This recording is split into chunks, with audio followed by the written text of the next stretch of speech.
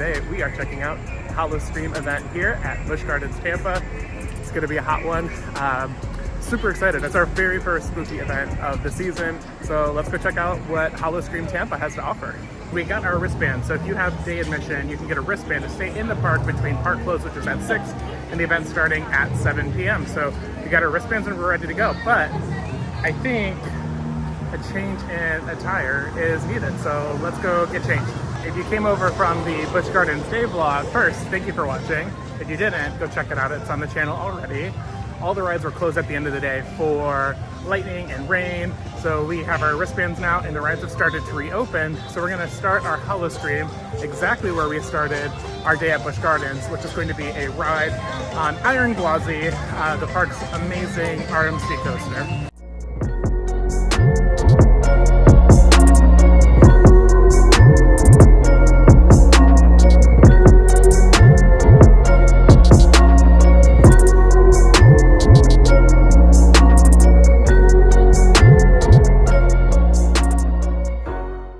Fun moment when we were in line for Iron Gwazi. We actually popped next to Jordan from Cupcakes and Coasters and had a little chat with her. I'll put my picture in the video. She was absolutely lovely. If you guys haven't checked out our content already, you definitely should. I'll link her in the description. Super kind, super lovely. Just couldn't be any more of a gem of a person. Super nice to run into. So we're gonna run and look for some merch because it admittedly has gotten very hot, very humid, and this t-shirt is just, she's a little heavy. So I'm gonna see if we can find a little something lighter to wear for the rest of the evening. So that was Dicey putting on the camera, but I'm going downstairs. All right, you might be saying, Jeff, that shirt looks exactly the same as the one that you had on. It's not, I promise you. The fabric is like literally 50% thinner, which is so nice, and it fits a little bit better, and it's not scratchy, so it's a win. We're gonna get some coffee before the evening. Maybe a little pumpkin spice if they have it at the Coasters and Coffee, is that what it's called? Coaster Coffee Company, and get a little coffee in us to get us through the rest of the evening, because we've been here since like 10 a.m. and the event runs until 1 in the morning, so we need a little caffeine buzz to get us through. I'm absolutely obsessed with this little, not little, it's massive, this roller coaster model of Iron Gwazi in the Coaster Coffee Company shop. This is incredible and I need this for my house immediately. Coffee has been acquired. I went with a vanilla latte, an iced vanilla latte, and Joshua with a cold brew. So I think we're gonna head to our very first house of the evening, which is gonna be the Christmas themed one. I think there's 5 houses that we have to get through tonight, and we're gonna do the Christmas themed one first, because that's always my favorite. We're about to go in the first scare zone, and I think it probably goes without saying, like, if you're familiar with these types of events, you know what to expect. But if you don't, there are gonna be adult themes in today's video. Blood, gore, violence, fogs, flashing lights, etc. Things that you would see at a Halloween event. So if you do not want to see those things or can't see those things, this is your advisory to turn away now, because we are about to go through our very first scare zone of the evening, which is Sin City Zombies. Oh, our scare zone of the year. Oh man.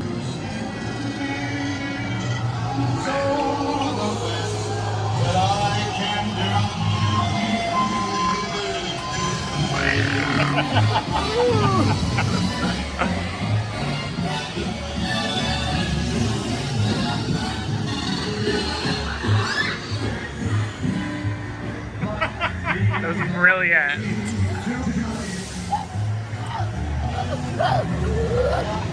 I'm slightly obsessed with the fact that the one girl did a magic trick in the middle of the scare zone. Like, that was amazing.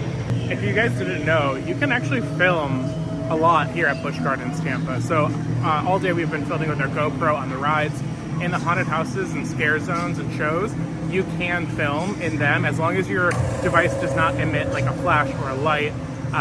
So I think what I'm going to do is wear my GoPro in the haunted houses to try to catch some of the ambiance of it and see if I can put some footage in there for you guys tonight. And then I'll use my phone in the different scare zones to try to get you guys as much footage of Howl-O-Scream here at Busch Gardens Tampa as I can tonight.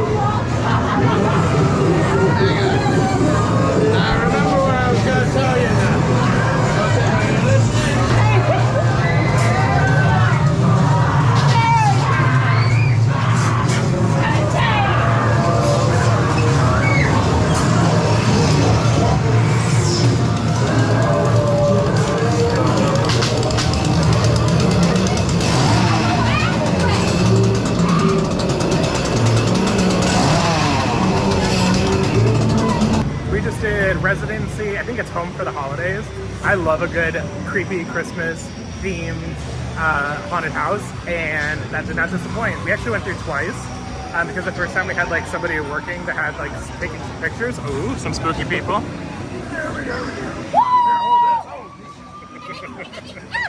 That's my favorite one. And they were like taking some pictures, so we went through a second time and got another run through.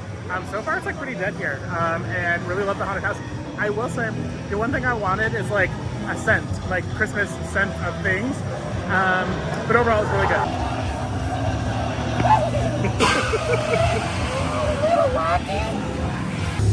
The shortcut.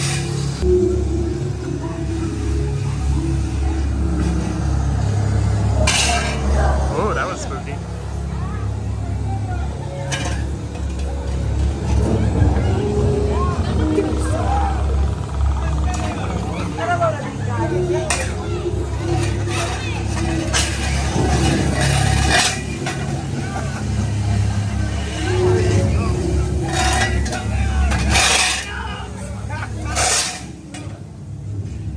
Up next is going to be another haunted house called The Forgotten.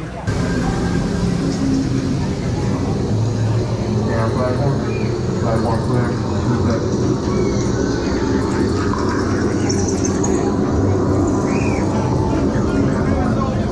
We need all the help we can get. Weaver! Stay with us. I'm sorry, guys. Let's understand. Come up in there, all right? My guys got these jackets on. They should hopefully keep you safe, but you know how it is. In the heart of their lair.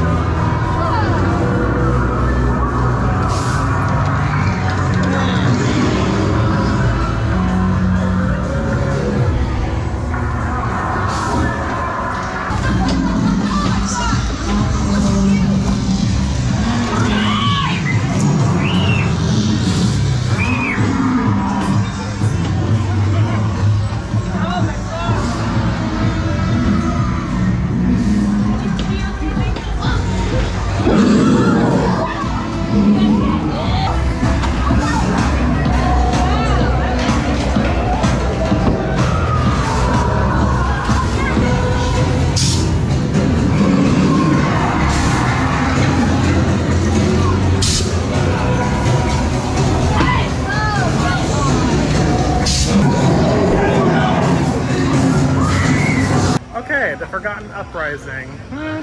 Not my favorite. It was kinky. Yeah, it was very kinky. Very leather, very wow.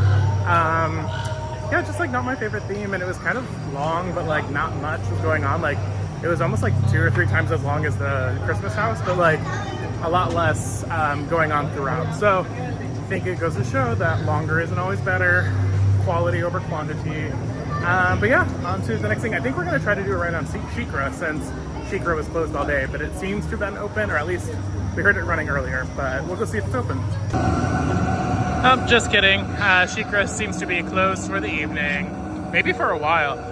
But we did watch it test like a few trains, but there's no activity now. Ooh, the next scare zone is Raven's Mill.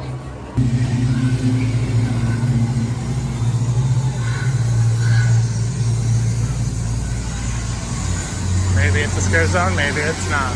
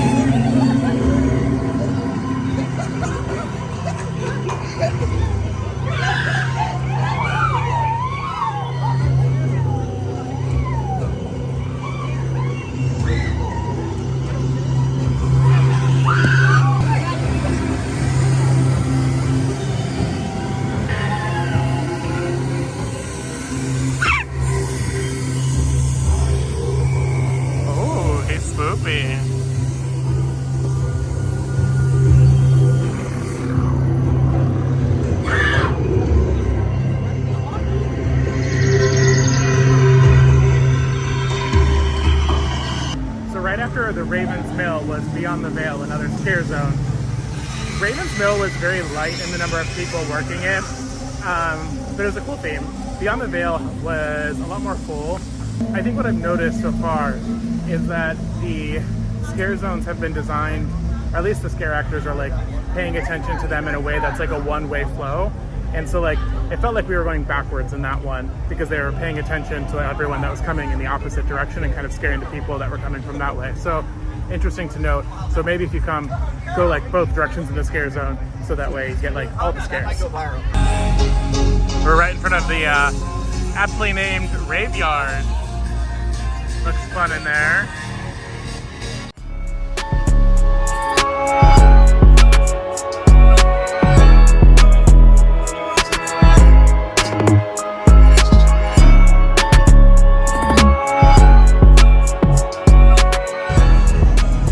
Up next is Witch of the Woods.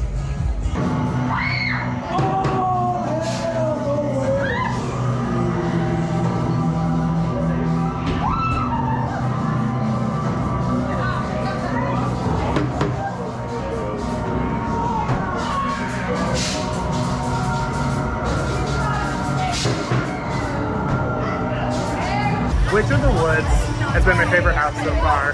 It was so good. I think I remember it being my favorite last year when we came too. It's just such a good long length.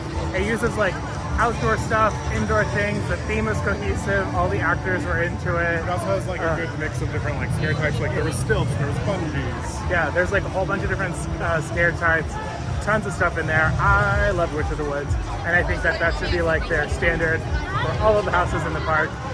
So far I've loved the Christmas one. I loved Witch of the Woods, and I was like pretty lukewarm on the second house that we did that I always forget. The Forgotten. I always forget what the The Forgotten. Always forget the Forgotten.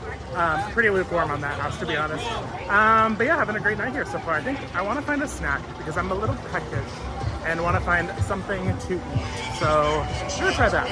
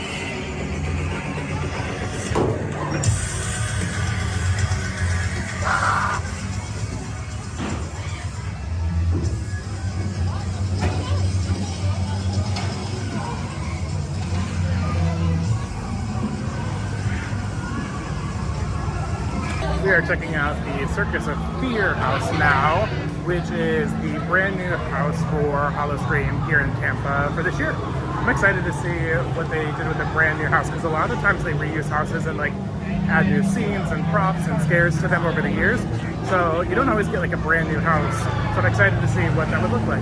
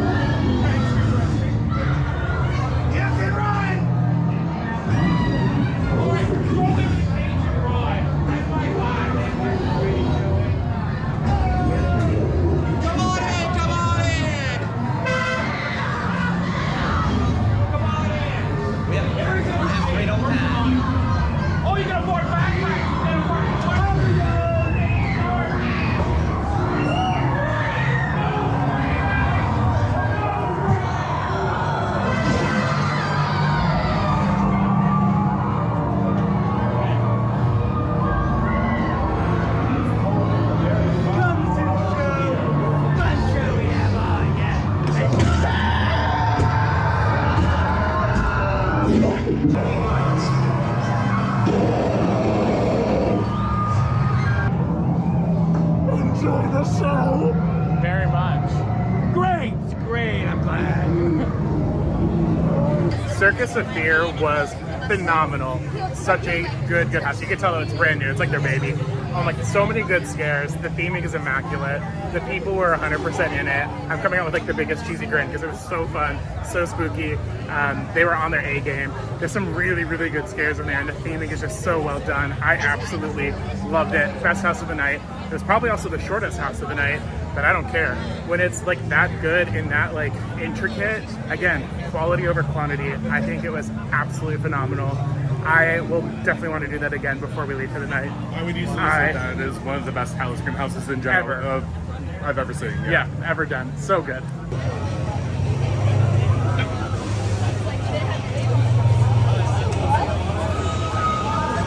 We did Stranglewood Estates that you guys just saw there. Beautiful house, absolutely beautiful theming. It was just a little barren and just wanted more people and more scares. Like I feel like you could feel like where people were supposed to be, and they were just kind of empty. I think that's my like takeaway from tonight in general, is that it just seems very empty, and like staffing is not where it should be for a lot of like these scare zones and the haunted houses. It just feels very empty. But it is beautiful. It's a beautiful house. I really loved going through it. I think Circus is my favorite one, then Witch of the Woods, then Stranglewood Estates, then the Christmas one, and then the Forgotten, right? Forgotten, is that what it was? Yeah, Forgotten. I remembered it this time. That's probably my least favorite. All 5 houses are done, and it's not even 9:30, so just a little over 2 hours for all 5 houses on a Saturday. It's not busy at all. It is very warm, very humid, so I'm not surprised that people probably didn't want to like stay all day here. But yeah, we're gonna do some more fun things. I just remembered I said I was gonna get a snack, and I never got that snack. So maybe we do need to find a snack, and then maybe do a couple of night rides and a couple redo of the houses. Let's go. I think another takeaway that we have from the evening is there actually isn't a lot of like snacking available. Like even the stands that would typically have like popcorn, nachos, pretzels, they're all closed. They do have some Howl-O-Scream like booths set up, but it's mostly just alcohol, beer, Jello shots. There's like not even regular drinks. Yeah, not even regular drinks. So yeah, I would love to see some more like food options that are themed to Howl-O-Scream. That would be really nice. And then my second biggest gripe in the evening have just been the children. I really think that they need to do a chaperone policy here. They've been really over the top, and like I'm all for kids having fun and having a good time, but they're really like severely like impeding on the guest experience and just screaming and being just like overly obnoxious. And I know I was a kid once too, but they could deal with some guardians here, because it feels a lot like this might be a babysitting service that the parents just like drop off the kids and leave them here. But yeah, maybe a chaperone policy would benefit this event a bit. Like, where are the pretzels, the churros, the nachos? They're all empty. There's nothing. Just Doritos. That's all you can have for Doritos. We're going through Sin City Zombies again at nighttime now.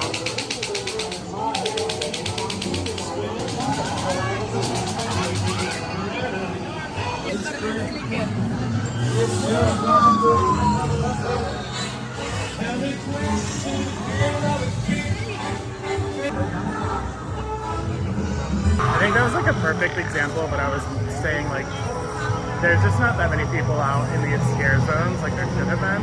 Like, in that entire stretch that you guys saw there, I think we counted 3 or 4 people, and that should be filled with like 10 to 12 people roaming around scaring people. It's just very light this year. So I don't know, maybe it's just the staffing. They just couldn't get the number of people they wanted to fill up these zones of houses. Who knows?